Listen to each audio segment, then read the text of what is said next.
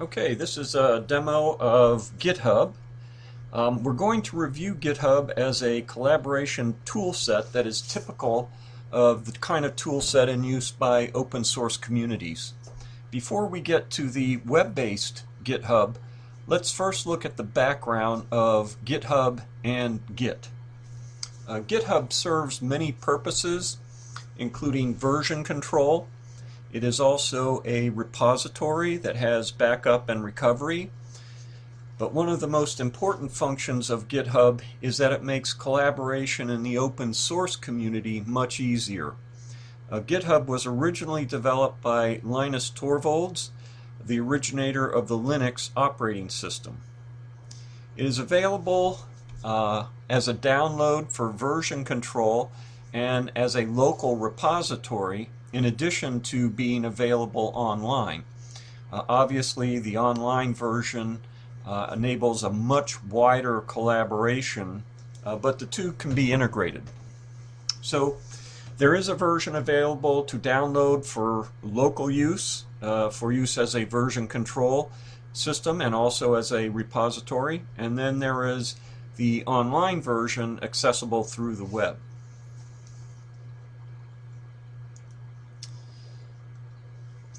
For local use, you set up the Git system and then you set up each repository you plan to use.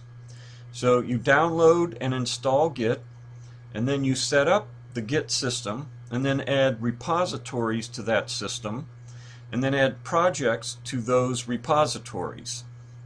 The Git config options let you do system setup. The Git init creates an empty repository, and you can add projects to each new repository you create.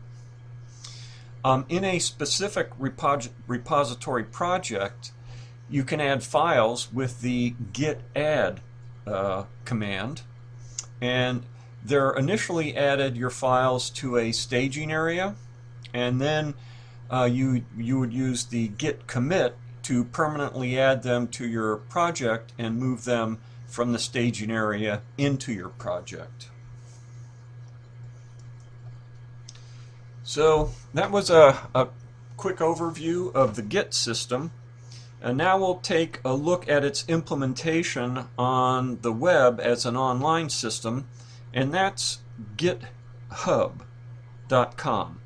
And there's many vibrant open source communities that operate within GitHub.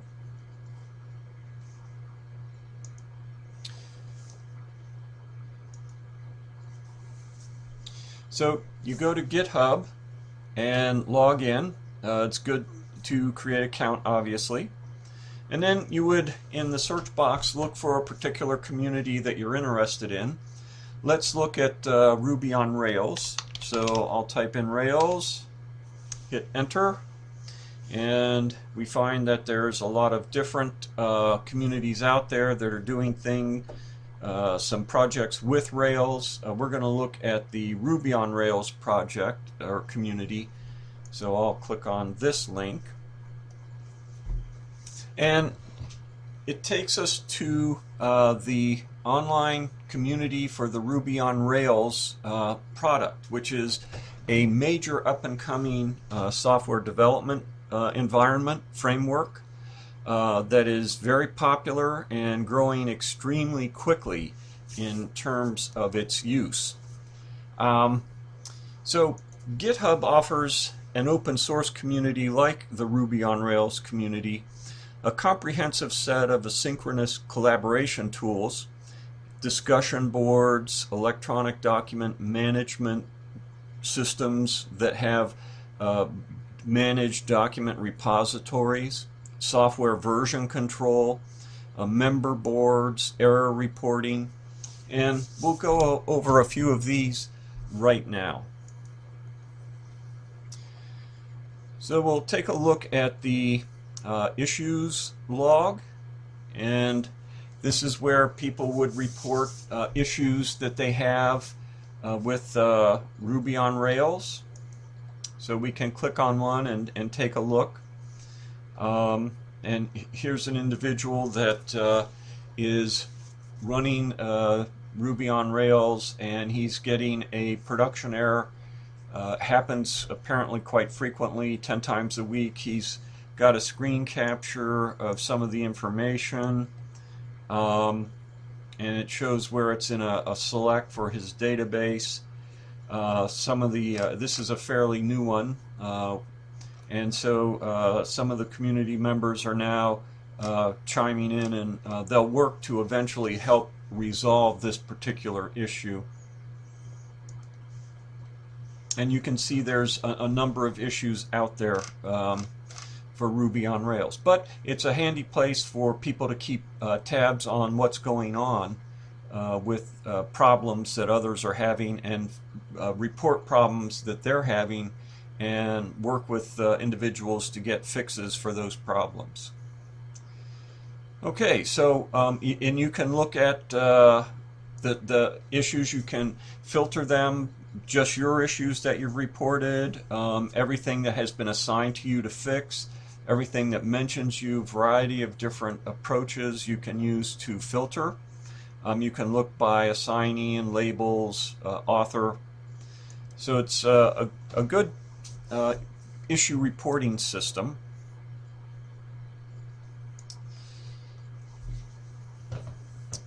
So let's next take a look at branches. There's 44 branches in the Rails community now, and a branch is really a copy of the code base. Git users create a branch, which is effectively a copy of the document repository for the master code. They type a name in for the branch, and then they create that branch. The main branch, which will be used for the next release of Rails, is known as the master branch. So your name for a branch is going to be something else. And you make changes to your branch, and you commit changes to your branch, just like we had discussed for the download version of Git. And you can see some of the default branches, some of the active branches, some of the stale branches. People have ideas. This one's obviously very dated. It's at version 2.0, and they're already on version 4.2. So somebody had some ideas, they tried them, didn't work out, and so the branch was basically abandoned, and it's now considered stale. And so they're working with active branches, and that's where the main code base is going to be developed from for the next release.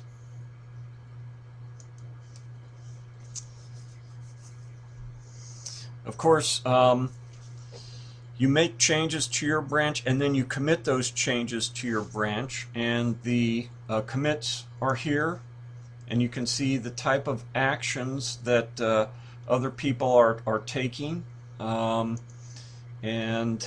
here's some individual showing the code that he's working on right now, and he's made a commit to what he's doing. And obviously you have a number of individuals doing that as well.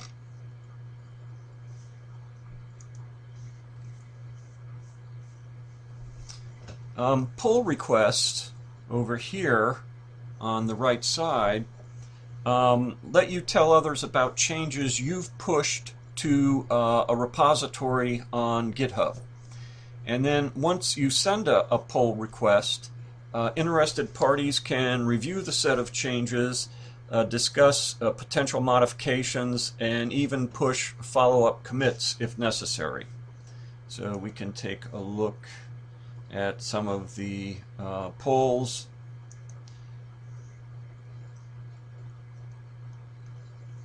That have been going up, the individuals who make them, people who want to add comments to it. So the polls are kind of related to commits. They inform people of commits that are going on and changes that have been made.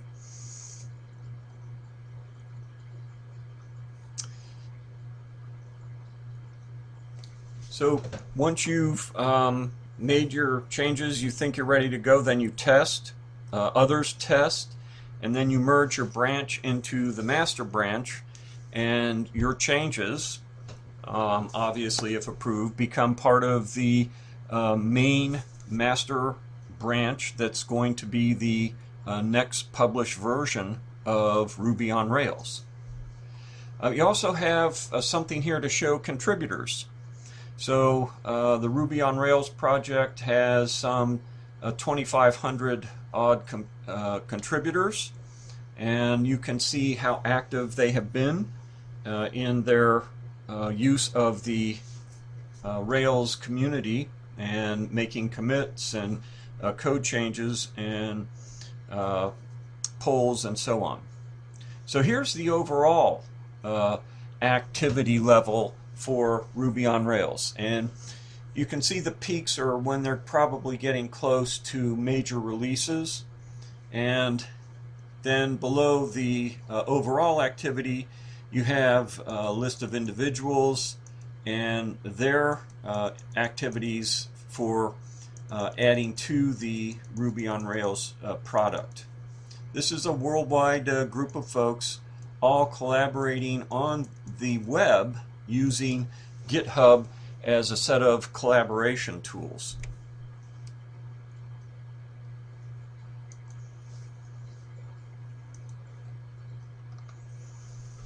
And then, of course, we also have releases.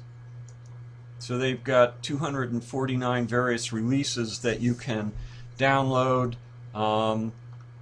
The most current, their release candidates 1, 2, and 3 for version 4.2, but you also have older versions that have been updated and can be downloaded for installation, and they have 249 different versions of those. You can download them for Unix systems, you can download them for Windows systems.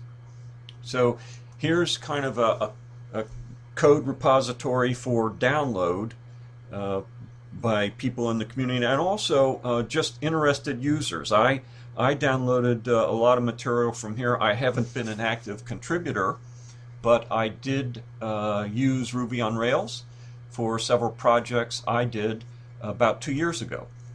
And I downloaded the version I was using, which was 3.2, from this site, in fact.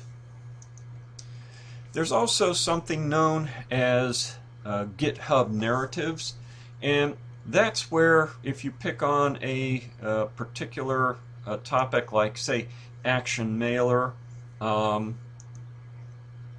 README, it's going to give a narrative. You know, why did the individual that's working on this propose it? What exactly does it do? And you know, give some information about it. So it's a narrative description on the particular functionality that that individual is working on. So here we are back in the main community. Basically what we have is a set of collaboration tools for the Rails open source community. The setup and organization are typical of open source communities in general. Let's return back to the lecture and review the Saatchi article on the open source community collaboration in general.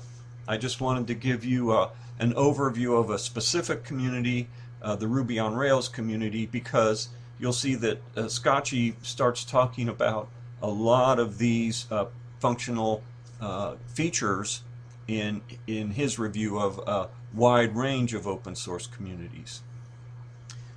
Alrighty, thank you.